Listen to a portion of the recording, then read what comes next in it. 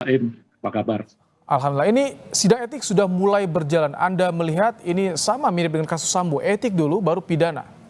Ya, betul. Baik, ini konstruksinya seperti apa? Apa yang Anda lihat dari proses ini? Apakah nanti ketika etik dimulai juga bisa mengungkap backing yang selama ini diduga ada di kasus ini? Ya, terhadap setiap anggota Polri yang melakukan pelanggaran pidana seperti yang terjadi pada AKP Dadang Iskandar ini, maka ada dua ketentuan hukum yang diterapkan oleh dia, diterapkan kepada yang bersangkutan. Pertama, penerapan pelanggaran kode etik dan profesi Polri. Yang kedua, pelanggaran terhadap hukum pidana. Terhadap pelanggaran kode etik ini sendiri dilakukan bisa mendahului terhadap proses pidana yang berjalan. Nah, saat ini sedang dilakukan pemeriksaan tentunya oleh tim Propam Polri. Apakah itu di Polda atau di Polres saya tidak mengikuti. Tapi yang jelas apa yang dilakukan oleh tersangka ini betul-betul sudah melanggar kode etik Polri. Ada 4 jenis etika di kode etik Polri itu: etika kenegaraan, etika kelembagaan, etika kemasyarakatan, dan etika kepribadian. Setidaknya yang bersangkutan sudah melanggar etika kelembagaan. Di dalam etika kelembagaan itu, yang bersangkutan memiliki tugas, tanggung jawab, dan kewajiban dalam profesinya menjalankan tugas-tugas kepolisian, dan ini dilakukan tindakan pelanggaran oleh yang bersangkutan. Yang kedua, status yang bersangkutan sebagai seorang Kapakop, dia memiliki tanggung jawab dalam kedudukannya sebagai bawahan, dan dia juga memiliki tanggung jawab dalam kedudukannya sebagai atasan. Kedudukan sebagai bawahan ini, dia bawahan Kapolres. Ternyata dia melakukan tindakan penembakan terhadap rumah Kapolres. Oh, iya. Sebagai atasan, Kabak Ops ini atasan atau posisinya berada di atas Kasat Reskrim. Ini kalau misalkan sampai nekat seperti itu, dugaan pemicunya apa? Apakah memang seperti yang disebutkan PBHI, ini ada komando yang diduga ada komando yang begitu besar sehingga ia nekat melakukan hal itu? Sampai sejauh ini saya belum mendapatkan informasi ya. Yang jelas nanti di dalam penyidikan pidananya, bahkan di sidang kode etik akan dilakukan pemeriksaan secara mendalam.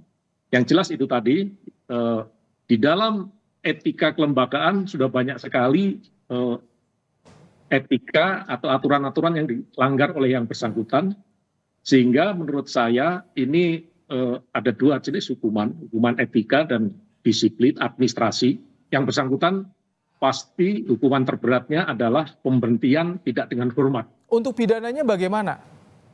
Untuk pidananya, tentu ini juga sedang berjalan. Yang harus dilakukan adalah mengkonstruksikan perbuatan apa saja yang dilakukan oleh tersangka ini. Pertama, jelas menghilangkan nyawa orang lain, yaitu Kasat Reskrim. Nanti akan didalami. Ini tindak pidana setidaknya pembunuhan, pasal 338, dan unsur pemberatnya adalah pasal pembunuhan berencana 340.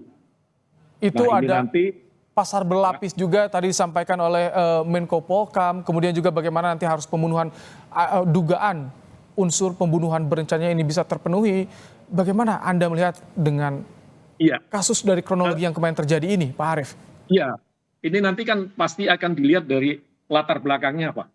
Latar belakangnya kan penangkapan terhadap kegiatan para pelaku kegiatan tambang ilegal yang katanya galian C. Nah, ini nanti juga akan didalami yang bersangkutan perannya apa di dalam kegiatan tambang ilegal ini. Apakah hanya sekedar backing? Kalau backing, dia membantu pengusahanya siapa?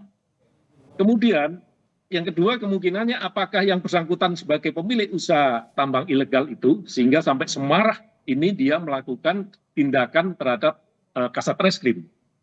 Yang kedua, tindakan yang kedua adalah tindakan menghilangkan nyawa orang lain, yaitu menembak Kasat Reskrim.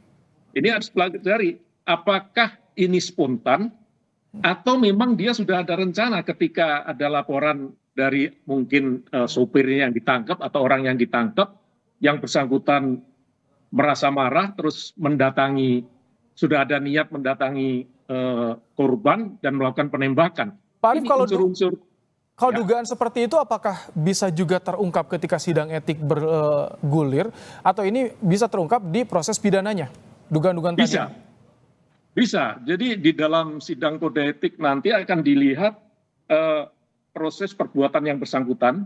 Tentu akan dilihat juga hubungan dia di dalam manajemen di tingkat Polres.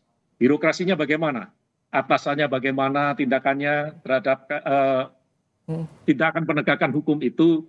Terus yang bersangkutan sendiri bagaimana di dalam melihat kebijakan-kebijakan Kapolres.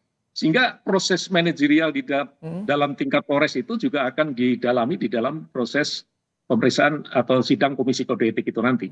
Sehingga di situ akan diketahui dia yang bersangkutan bertanggung jawab terhadap perbuatannya, kemudian tanggung jawab dia kepada atasannya, dan tanggung jawab dia sebagai Kabak-Op yang memiliki termasuk apakah posisi nanti lebih tinggi. orang di balik AKP Dadang ini juga bisa terungkap di sidang etik ataupun juga di proses pidana nanti? Anda optimistis dengan proses yang berjalan saat ini bisa mengungkap semuanya ini? Kalau sidang kode etik ini kan untuk kesalahan etik, pelanggaran etika oleh AKP Dadang. Nanti pihak-pihak yang terlibat itu mungkin akan bisa dijadikan saksi di dalam sidang komisi kode etik ini. Tetapi di dalam proses di ranah hukum pidana pasti akan diungkap. Seperti yang saya katakan tadi, apa sih yang melatar belakang ini? Yang melatar belakangi ini adalah perbuatan tambang ilegal. Posisi dia seperti apa? Sudah berapa lama? Nah, dan penambang juga ini bisa ditelusuri, diungkap juga.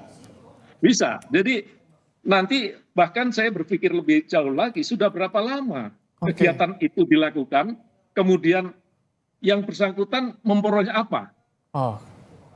Uang atau kalau di dalam hukum disebut harta kekayaan apa yang diperoleh oleh dia, digunakan untuk apa, sehingga akan bisa juga dikenakan dari kegiatan ilegal ini tindak pidana pencucian uang atas harta kekayaan yang diperoleh dari kegiatan ilegal itu. Oke, baik. Terima kasih untuk ulasannya Komjen Purnawirawan Arief Sulistianto, mantan Kabaris Krim Polri di program Kompas Petang sore hari ini. Terima kasih Pak Arief.